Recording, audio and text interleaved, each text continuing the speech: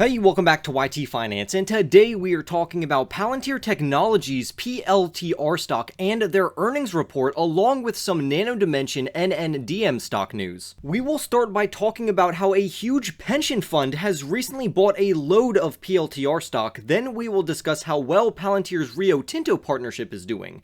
Then after that, we will go over Palantir Technologies' projected earnings report and how it will impact their PLTR stock price.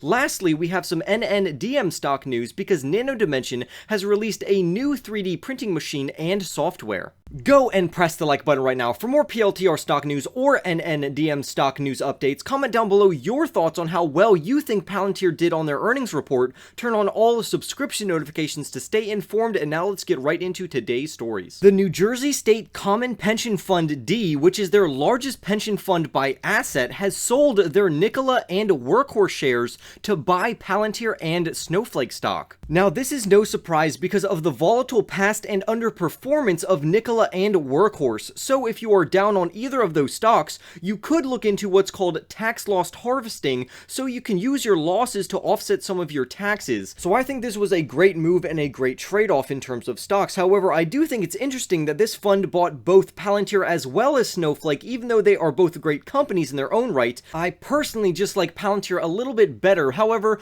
comment down below what company you like better between Palantir and Snowflake. And now let's talk about the Rio Tinto partnership with Palantir. If you didn't know, Rio Tinto is in the middle of a giant tunneling project in British Columbia, Canada, which is anticipated to be finished in the second half of 2022. And this company is using Palantir's Foundry platform, which has increased their excavation rate by 150%, which has dramatically improved their finishing time of this gigantic tunneling project. If you want more info on this project, feel free to go to this article, which is linked in the description box down below, and they have a YouTube video that can further explain it to you. However, I'm just focusing on how well and how amazing Palantir's technology has been for this company. Speaking of Palantir, their financial projections and current financials are very impressive. The only real problem with this company is their valuation, which is rather high. However, with that being said, their revenues continue to grow aggressively due to their commercial clients and their very lucrative government contracts. In quarter 2, Palantir brought in 62 new deals worth over $1 million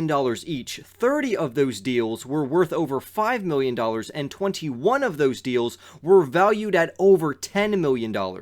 These deals in quarter 2 have had positive impacts on the revenue results for quarter 3. But what I am most excited about is Palantir's Foundry for Builders program, where Palantir is making money hand over fist because Palantir is not only hooking these companies onto their software, but Palantir is also investing into these companies, thus making Palantir like a growth stock paired with a small cap ETF. Palantir is investing into the next generation of mega cap companies in their view, and they have already invested in over 14 of them, which will increase Palantir's revenues exponentially as these companies begin to grow and scale. However, we may not get to see the true revenue impact of these companies until around 2025. When these smaller companies start to grow, we're going to wish that we bought more PLTR at $30 per share because it will seem very cheap compared to where the stock is headed. The bulls who support PLTR anticipate that the stock will exceed $30 per share relatively soon, and then it will rally another 20% from there.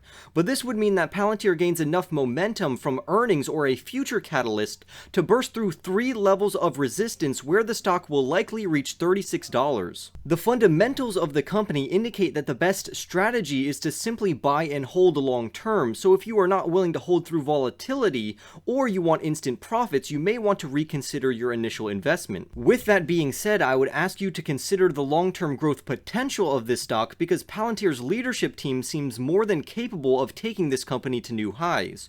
We also have to consider Palantir's exposure to the artificial intelligence market, which is becoming a must for all businesses, which will bring in loads of revenue for the company. Palantir's ability to bring AI-enabled decision-making to commercial clients as well as government entities is almost unparalleled by other companies. Right now, the global artificial intelligence market is worth billions of dollars, and with a CAGR, or compounding annual growth rate, of 35.6%, the market is projected to be valued at $299.64 billion by 2026. This means that Palantir will be exposed to almost a $300 billion market. The great news is that some of Palantir's partners, like IBM, are also involved in this market, thus making it easier for Palantir to further infiltrate depending on the needs of their clients. For Palantir's Q3 earnings report, the projection is for them to bring in $385 million of revenue with earnings per share of 4 cents. However, 5 analysts that were surveyed by Yahoo Finance say that Palantir could bring in $401 million worth of revenue, and here is why I have that same prediction,